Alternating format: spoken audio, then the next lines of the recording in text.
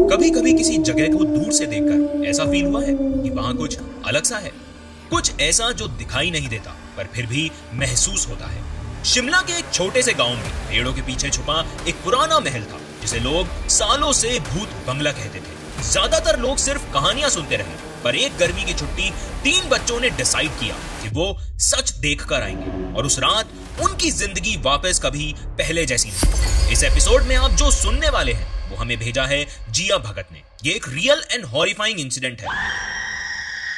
नमस्कार दोस्तों, आप सुन रहे हैं the horror show by Karnik. मैं हूं कर्णिक और आज के एपिसोड में आपका स्वागत है। कहानियों को ढेर सारा प्यार देने के लिए दिल से शुक्रिया। हाल ही में हमें आपके बहुत सारे ईमेल्स और मैसेजेस रिसीव हुए हैं। आपके सपोर्ट के लिए दिल से थैंक यू। मैं यहाँ कोई फेक न्यूज या भूत प्रेतों को बढ़ावा नहीं देता हूँ, ना ही हम किसी पैरानॉर्मल चीजों में पढ़ने की सलाह देते हैं। हम सिर्फ आपकी कहानियां, आपकी सच्चाई और आपके एक्सपीरियंसेस को दुनिया तक पहुंचाते हैं ताकि लोग समझ सकें कि हर कहानी सिर्फ इमेजिनेशन नहीं होती। कुछ रातें, कुछ जगहें अपने अंदर सच छुपा कर रखती है। अगर आप पहली बार मेरी कहानी सुन रहे हैं तो चैनल को सब्सक्राइब करें, वीडियो को लाइक करें और अगर आप ये कहानी स्पॉटिफाई पे सुन रहे हैं तो शो को रेट एंड फॉलो करना ना भूलें। तो बिना किसी देरी के शुरू करते हैं आज का एपिसोड। और अगर आपके पास भी कोई कहानी है, कोई किस्सा है, तो आप उसे मेरे साथ जरूर शेयर करें। 2014 गर्मियों का वक्त था। जिया भगत अपनी छुट्टियां मनाने शिमला अपने दादा दादी के घर गई थी। उनका घर थोड़ा ऊपर पहाड़ी एरिया में था, जहां से नीचे के पेड़ और सामने के पहाड़ क्लियरली दिखते थे। दिन में वहां एक नॉर्मल सा सुकून होता, लेकिन शाम के बाद हवा थोड़ी ठंडी हो जाती थी और पूरे एरिया में एक अजीब सी खामोशी रहने लगती। दादा दादी हमेशा कहते थे कि यहाँ की रात जल्दी हो जाती है और कुछ जगहें ऐसी हैं जहां सूरज ढलने के बाद लोग नहीं जाते। उनके घर से थोड़ा दूर एक पुराना महल था। गांव वाले उसे भूत बंगला कहते थे, पर असल में नाम किसी को याद नहीं था। कोई कहता था कि वो ब्रिटिश टाइम का स्ट्रक्चर है, तो कोई बोलता कि किसी राजा ने बनवाया था। महल पेड़ों के पीछे आधा छुपा रहता था। गेट पर पुरानी बेलें चिपकी थी और दीवारों का प्लास्टर जगह जगह से टूटकर नीचे गिर चुका था। दिन में भी उस जगह पर हल्की सी अनदेखी फीलिंग रहती थी। गांव के बच्चे उस रास्ते से गुजरते नहीं थे। जिया बचपन से ही उस महल को दूर से देखती हुई बड़ी हुई थी। उसे लगता था कि जैसे वो जगह बस वहीं अटकी हुई हो, सालों से बदली नहीं, बस पुरानी होती गई। दादा दादी कभी उस महल पर सीधी बात नहीं करते थे, सिर्फ इतना कहते कि उस तरफ मत जाना। पर जितना मना किया जाता उतना ही क्यूरियोसिटी बढ़ती गई। और इस बार वैकेशन के दिनों में उस महल का वो अनजान फील धीरे धीरे जिया के दिमाग में बसने लगा। रोज शाम के टाइम जब वो वरांडे में बैठी होती तो महल के ऊपर वाला हिस्सा दिख जाता। उस वक्त लगता कि जैसे कोई अंदर से उसे देख रहा हो।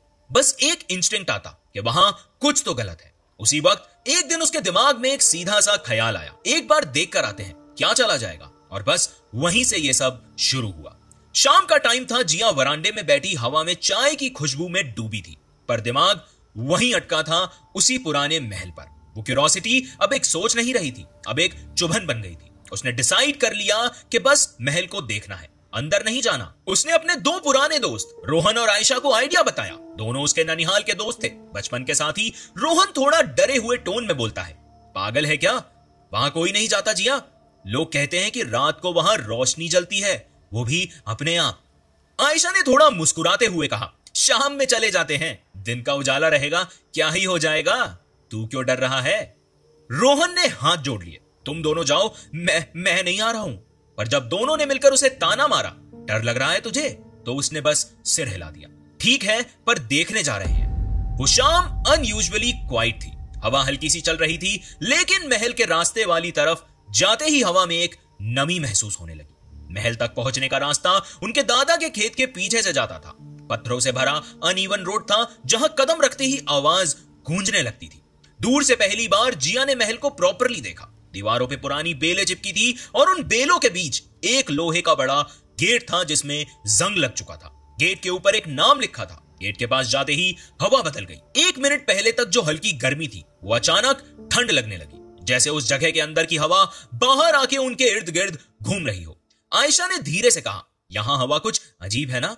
रोहन ने गेट को हाथ लगाया, पर उस पर काले जंग के दाग थे और जैसे ही उसने धक्का दिया, गेट क्रीक करते हुए खुल गया।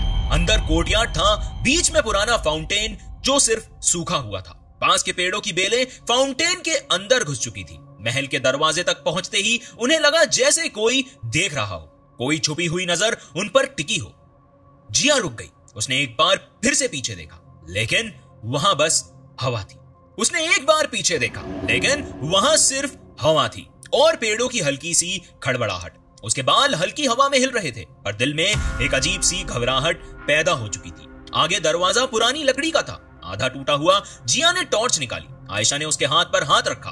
बस अंदर झांकते हैं, ज्यादा अंदर नहीं जाएंगे। रोहन ने टॉर्च जलाई और बोला, ठीक है, नजर मार लो बस।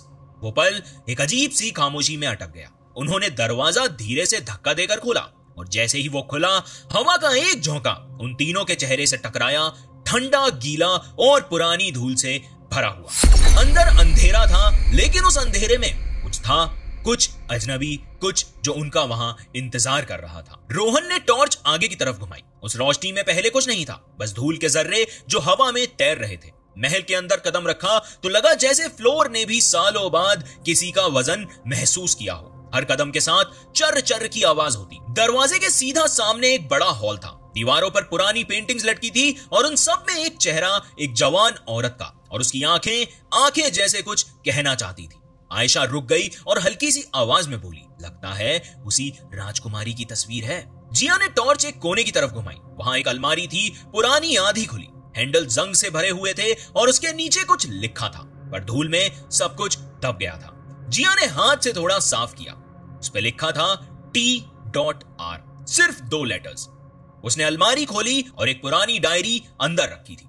अगर आप कहानी में यहां तक पहुंच गए हैं तो इसका मतलब है कहानी आपको पसंद आ रही है। तो कमेंट में मुझे जरूर बताएं कि इस एपिसोड का सबसे हॉरिफाइंग मोमेंट कौन सा था। पेजेस पे सफेद फंगस लगा हुआ था और लिखाई बिल्कुल पुरानी इंक से लिखी गई थी। डायरी के पहले पेज पर लिखा था, मैं राजकुमारी तारा हूं। इस महल के नीचे एक राज छुपा है जिसे कभी किसी ने समझा नहीं। जो भी मेरे राज को समझने की कोशिश करेगा वो यहां से जिंदा नहीं निकलेगा। रोहन ने हंसते हुए कहा, यह सब ड्रामा है, कोई लिख कर गया होगा डराने के लिए। आयशा ने डायरी हाथ से छीन ली। बस छोड़ दे जिया, मुझे अच्छा नहीं लग रहा, हम वापस चलते हैं। पर जिया का ध्यान डायरी के लास्ट पेज पर गया। वहां एक पेज आधा फटा हुआ था। उसके नीचे एक रफ ड्राइंग थी, एक रास्ता जो महल के अंदर के किसी कमरे से नीचे की तरफ जाता था। नीचे लिखा था, द सीक्रेट लाइज बीनीथ। उन तीनों ने एक दूसरे को देखा। रोहन ने टॉर्च फिर से घुमाई। हॉल के कोने में एक पुराने कारपेट के नीचे कुछ अजीब महसूस हुआ। उसने कारपेट उठाया तो नीचे एक वुडन डोर मिला। लॉक तो नहीं था, पर हैंडल पूरा जंग से भरा हुआ था। उसने जोर लगाया और वो डोर क्लिक करके खुल गया। आयशा ने पीछे हटके कहा, रोहन इसे मत खोल प्लीज यार, ये सही नहीं लग रहा। पर क्यूरोसिटी अब कंट्रोल के बाहर थी। जिया ने टॉर्च अंदर डाली। एक पतला रास्ता, जैसे कोई पुरानी टनल। उसके पत्थर गीले थे और नीचे से हल्की सी मिट्टी गिर रही थी। रोहन ने बोला, बस एक बार देख लेते हैं, इतना ही तो है। वो सब नीचे झुककर टनल में घुस गए। टॉर्च की रोशनी पत्थरों पे पड़कर वापस आती थी। अंधेरा अब ज्यादा गहरा था और हवा में एक कंपन था। टनल में कुछ दूर जाकर जिया ने कुछ चमकता हुआ देखा। टॉर्च से रोशनी पड़ते ही वो एक पुराना लेटर था, थोड़ा गीला, कॉर्नर से फटा हुआ। उसने उठाया। लेटर में सिर्फ एक लाइन लिखी थी, लौट जाओ, वो अब भी यही है। उसके नीचे कुछ नहीं लिखा था। जिया ने लेटर आयशा को दिखाया। आयशा ने पढ़ते ही कहा, बस ये मुझे अब अच्छा नहीं लग रहा है, क्या प्लीज हम वापस चलें। रोहन ने बोला, चलो बस एंड तक जाके देख लेते हैं, शायद कुछ मिल जाए, क्या पता कोई दूसरा रास्ता हो।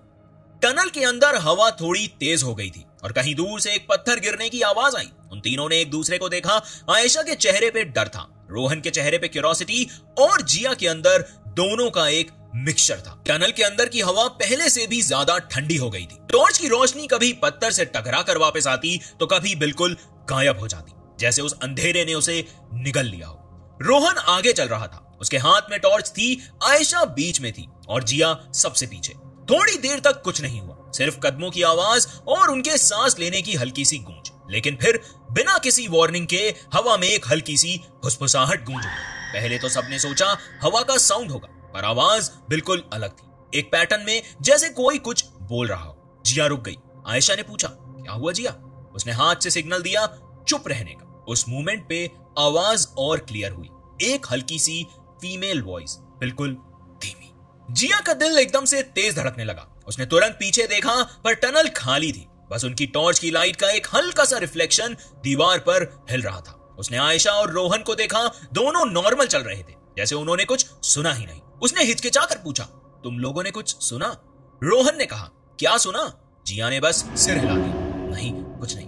उन्होंने फिर से चलना शुरू किया। आयशा ने बोला कि मुझे यहाँ सांस लेने में प्रॉब्लम हो रही है। रोहन ने कहा, बस थोड़ा दूर और आगे शायद एग्जिट ही हो, पर एग्जिट आ ही नहीं रहा था। और फिर जिया ने फिर से कुछ सुना। इस बार आवाज के साथ एक हंसी मिली थी, एक औरत की हंसी, पर जैसे वो दूर से नहीं, सीधा अंदर से आ रही थी, एक ऐसी जगह से जहां कोई होना ही नहीं चाहिए था। उसने टॉर्च पीछे घुमाई, कुछ नहीं था, लेकिन उसके कान में वो हंसी अब कांस्टेंट रिपीट हो रही थी। आयशा ने एकदम से बोला, रोहन मुझे लगता है कि हम गलत आ गए हैं, क्या प्लीज प्लीज हम वापस चल सकते हैं? रोहन थोड़ा इरिटेटेड था, यार ये सब कुछ नहीं है, सिर्फ हवा है, तू क्यों डर रही है? हम सब साथ है ना तेरे। जिया ने टनल के एंड में कुछ देखा, एक हल्का सा लाइट का रिफ्लेक्शन। उसने कहा, देखो वहां कुछ है। तीनों उस लाइट की तरफ बढ़े। एक सेकंड के लिए पूरा टनल बिल्कुल साइलेंट हो गया, सिर्फ उनकी सांसों की आवाज आ रही थी। और तब बिना किसी रीजन के टॉर्च फ्लिकर करने लगा, पहले एक बार, फिर 2 बार, और फिर लाइट बंद हो गई। अंधेरा इतना गहरा था कि तीनों की चीख निकल गई। जिया ने कहा कि रोहन लाइट ऑन करो, लेकिन टॉर्च अब काम ही नहीं कर रही थी। उस अंधेरे में सब कुछ रुक गया। फिर उस खामोशी के बीच आवाज फिर से आई। इस बार वो और ज्यादा क्लियर थी, एक फीमेल वॉइस, लेकिन वैसे ही धीमी। आयशा ने चिल्ला के कहा, ये किसकी आवाज है? रोहन ने टॉर्च जलाने की कोशिश की, पर वो ऑन ही नहीं हो रही थी। अब टनल में सिर्फ उन तीनों के अंदर का डर रह गया था, अंधेरा, हवा और एक आवाज जो उन्हें वापस मुड़ने को बार बार कह रही थी। टनल का एंड अब ज्यादा दूर नहीं लग रहा था। आगे एक छोटी सी जगह थी जहां से हल्की सी लाइट आ रही थी। शुरू में लगा जैसे बाहर का एग्जिट हो, पर जैसे जैसे वो तीनों उस तरफ बढ़े, हवा का नेचर बदलने लगा। पहले सर्दी थी, अब हवा में हल्की सी गर्मी आ चुकी थी, लेकिन उसमें एक अजीब सी बासी स्मेल मिली हुई थी, जैसे पुराने कपड़ों से निकली हो। टॉर्च फिर से ऑन हुई, लेकिन रोशनी अब फ्लिकर कर रही थी। रोहन ने कहा, बस थोड़ा और आगे वहां लाइट दिख रही है। आयशा ने उसे पकड़ लिया कि रुको यार, मुझे बहुत डर लग रहा है, मुझे कुछ भी ठीक नहीं लग रहा है। उसका हाथ थोड़ा कांप रहा था। जिया पीछे थी और उसका फोकस टनल के बीच में था, जैसे हवा से कुछ शेप बन रही है। एक सेकंड के लिए उन तीनों ने सोचा कि उन्होंने कुछ देखा। टॉर्च की लपझप करती रोशनी के बीच टनल का एंड में एक परछाई खड़ी थी, बिल्कुल सीधी। एक सेकंड तक सब कुछ स्टैटिक हो गया, लाइट्स ऑफ हुई, और जब फिर से जली तो वो परछाई अब और पास आ चुकी। जिया ने आंखों से देखा, वो एक औरत थी। उसने कुछ ऐसा पहना था जो पुरानी कहानियों में राजकुमारियां पहनती हैं। घाघरा जमीन को छू रहा था और दुपट्टा उसके चेहरे के आधे हिस्से को ढक रखा था। उसका पोस्चर बिल्कुल स्ट्रेट था, पर चेहरा अंधेरे में छुपा हुआ। रोहन ने टॉर्च उसके चेहरे पर फोकस करने की कोशिश की, पर जैसे ही रोशनी उस पर पड़ती, लाइट फिर से ब्लिंक कर जाती। आयशा ने धीमी आवाज में कहा, जिया जिया जिया, वो क्या है? जिया ने कुछ नहीं कहा। उसने सिर्फ अपनी आंखों से उसकी परछाई को देखा। उसके पैर जमीन से कुछ ऊपर थे, जैसे वो हवा में लटक रही हो। उसके कपड़े हवा में बिल्कुल धीरे धीरे हिल रहे थे, पर टनल के अंदर कोई हवा थी ही नहीं। फिर बिना किसी मूवमेंट के उसने अपना सर थोड़ा सा उठाया। दुपट्टे के नीचे से एक चेहरा दिखा, पूरा सफेद, आंखें काली और खोखली सी। उसके होंठ थोड़े हिलते हुए बोले, तुम्हें यहाँ नहीं आना चाहिए था। रोहन पीछे हटा, उसके हाथ से टॉर्च गिर गई। टॉर्च के जमीन पे गिरते ही लाइट बंद हो गई। आयशा ने चीखा, रोहन भाग! वो तीनों मुड़कर भागने लगे, पर टनल अब वैसी नहीं थी, जैसे रास्ते बदल गए हो। हर मोड़ एक जैसा लग रहा था, और हवा में अब वो पुरानी स्मेल एकदम तेज हो गई थी। आयशा ने रोकर कहा कि कोई हमें पकड़ रहा है। रोहन ने उसे खींचकर बोला, चुप रहे और भाग।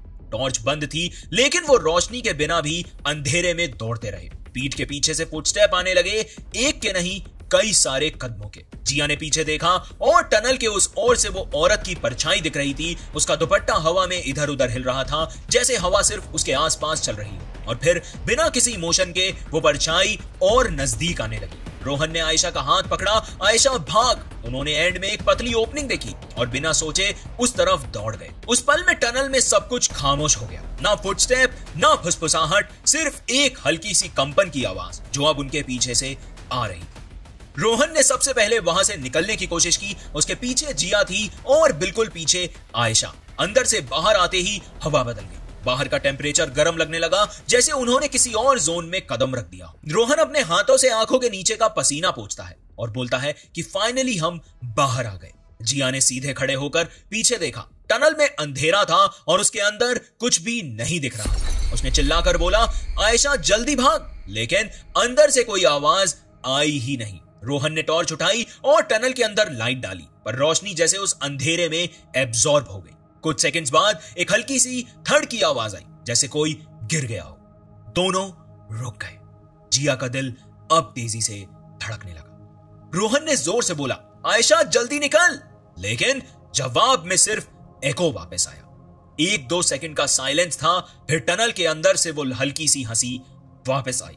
पहले धीमी, फिर थोड़ी तेज, और एक औरत की हंसी, लेकिन अननेचुरल, जैसे कोई अपनी खुशी छुपा रहा हो। जिया ने पीछे हटने की कोशिश की, पर उसके पैर पत्थर से टकरा गए। उसने रोहन का हाथ पकड़ा, अंदर मत जाओ प्लीज, मुझे नहीं लगता वो आवाज आयशा की है।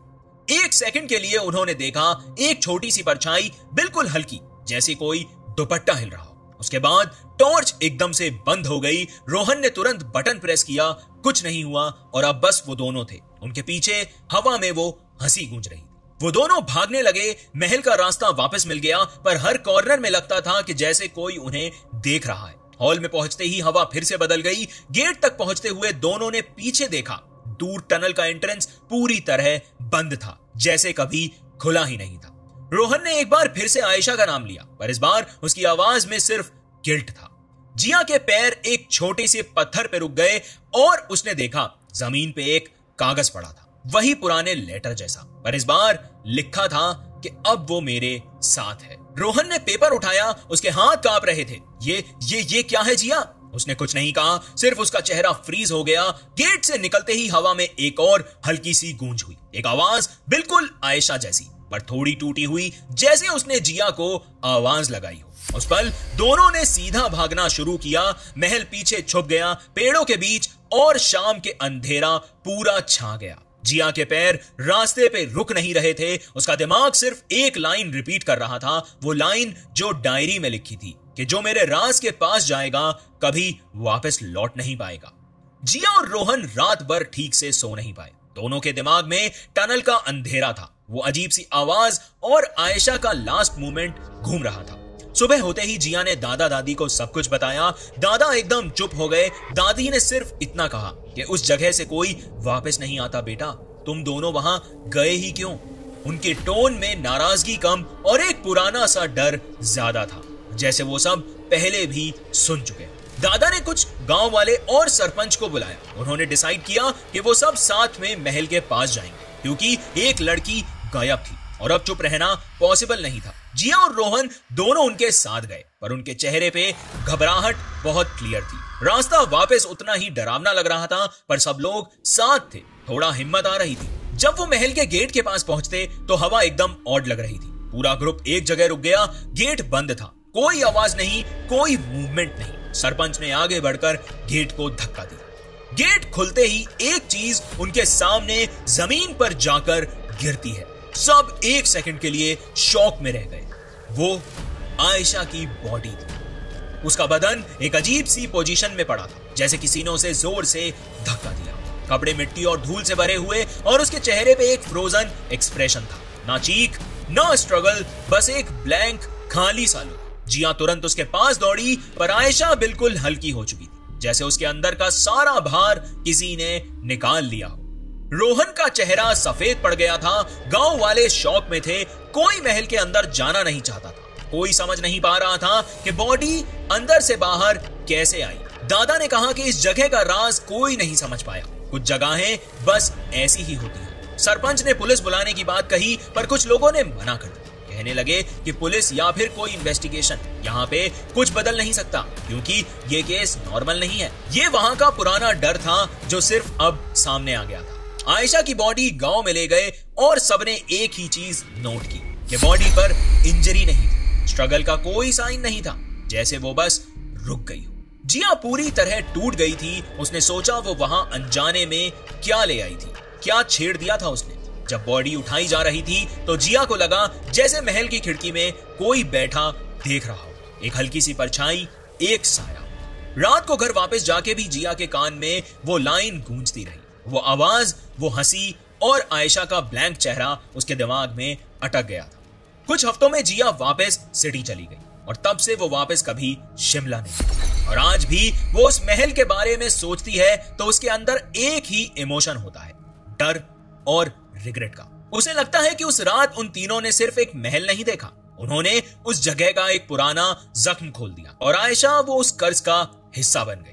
कभी कभी हम सोचते हैं कि कुछ जगहें सिर्फ पुरानी कहानियों का हिस्सा होती हैं, बस लोगों की इमेजिनेशन होती है। लेकिन इस कहानी को सुनने के बाद एक बात समझ में आती है कि सच्चाई हमेशा दिखाई नहीं देती। कुछ चीजें दुनिया से अलग लगती हैं, पर वो भी जिंदा होती हैं। वो सिर्फ चुप बैठी होती, किसी एक गलत कदम का इंतजार करती। आज जो आपने सुना वो सिर्फ एक महल की कहानी नहीं थी, ये उन 3 बच्चों की कहानी थी जिनमें से सिर्फ 2 वापस आए और वो तीसरा नाम आयशा सिर्फ एक याद बनकर रह गया। शायद इस दुनिया में कुछ रूल्स होते हैं और जब तक हम उन रूल्स को तोड़ते नहीं तब तक हमें लगता है कि हम सेफ हैं। जिया भगत आज भी उस रात को याद करती है तो उसकी रीढ़ की हड्डी ठंडी पड़ जाती है। वो कहती है कि मैं बस देखने गई थी और मेरी जिंदगी वापस कभी नॉर्मल नहीं। शायद क्यूरोसिटी कभी कभी इंसान से बहुत कुछ गलत करवा देती है और अगर आपके साथ भी कभी कोई ऐसी चीज हुई, कोई अनोखा एक्सपीरियंस, कोई रात जो आप भूल नहीं पाए, कोई आवाज जो आज तक आपको सोने नहीं देती, तो उसे मेरे साथ जरूर शेयर करें। ईमेल आपकी स्क्रीन पर है, आप मुझे इंस्टाग्राम पर डीएम भी कर सकते हैं, लिंक डिस्क्रिप्शन में है, अभी फॉलो करें। अगर आप इस कहानी को सुन रहे हैं यूट्यूब पर तो वीडियो को लाइक करें, कमेंट में अपना रिएक्शन बताएं और चैनल को सब्सक्राइब करें ताकि आप नेक्स्ट कहानी मिस ना करें। और अगर आप ये कहानी स्पॉटिफाई पे सुन रहे हैं तो शो को फॉलो करना ना भूलें। आपका ये सपोर्ट हमारी स्ट्रेंथ है। मैं मिलूंगा आपसे नेक्स्ट एपिसोड में एक और असली कहानी के साथ।